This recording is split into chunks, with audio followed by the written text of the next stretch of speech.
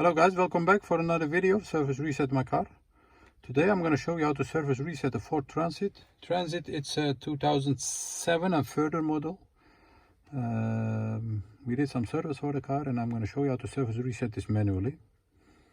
Before we start, as always, I want to mention our YouTube channel, that's Service Reset My Car. We appreciate it if you join us and subscribe. And if you like our videos, thumbs up please. Okay. The indicator on a Ford Transit is this,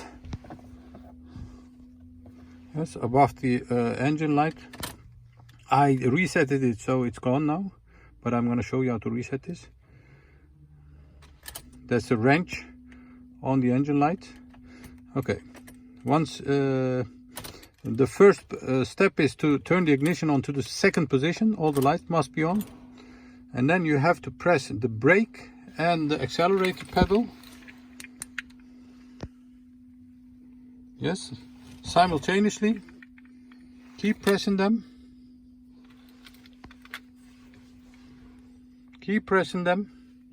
till the wrench on the dashboard blinks. It takes about 15 seconds to,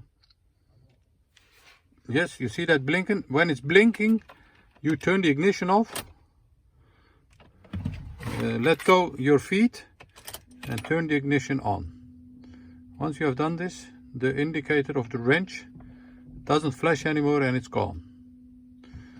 Thank you for watching. See you next time. Bye bye.